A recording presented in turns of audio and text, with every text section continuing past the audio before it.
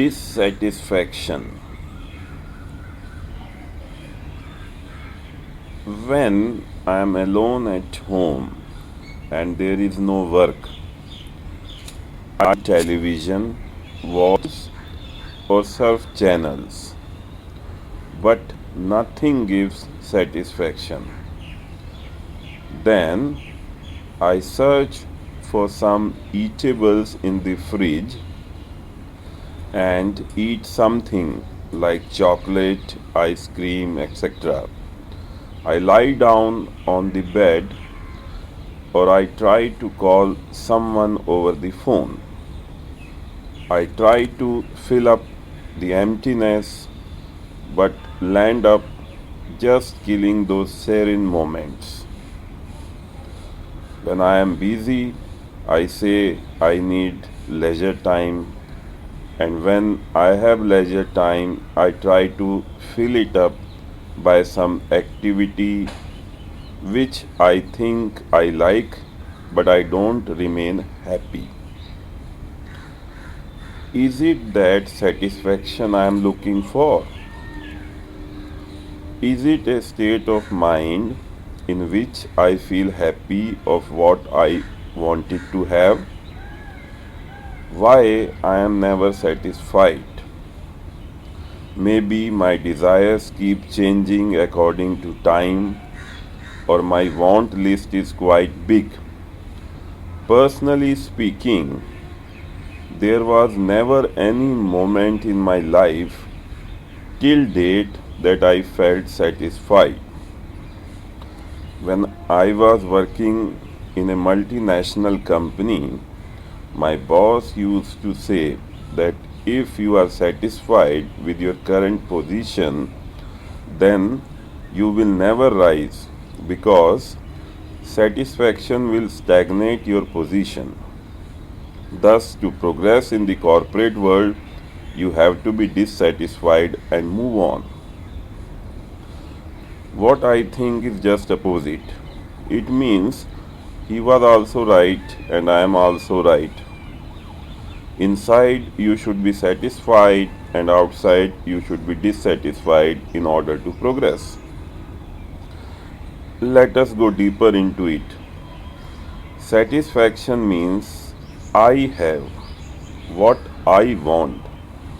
Dissatisfaction means I do not have what I want. Let us go deeper into I and want. If there is no I, then is there any meaning of want? Thus, I is the root cause of problem because it is I only that wants. I is the source of want. Now, what is I? It is ego. How I is made? When a child is born, depending upon his or her parents, culture, environment, the mind is continuously programmed. Through this programming, the raw data of universal and personal memory is fed. The personal memory gives rise to individual thoughts. These thoughts activate the thinker. The thinker thinks on the basis of I.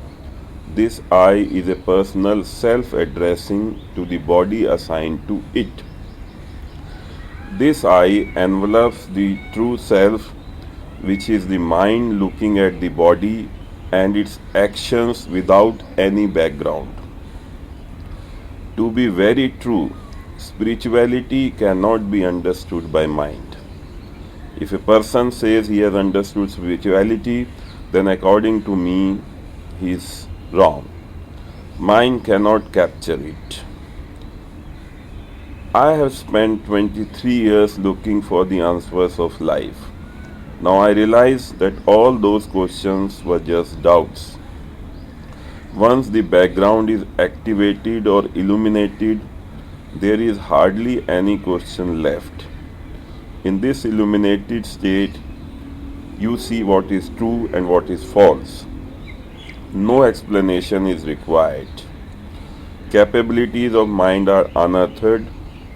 Background sees for what the mind is competent of and for what the mind is not competent of. There is complete clarity. For example, we see all the things are present in room. A table, few chairs, calendars, etc. In an illuminated state, we also see the space, that is nothingness, along with other stuff that are things. Had there been no space, there had been no things. In other words, had there been no nothing, there had been no thing. Space can exist without no things, but no things cannot exist without space. The source of everything is nothing.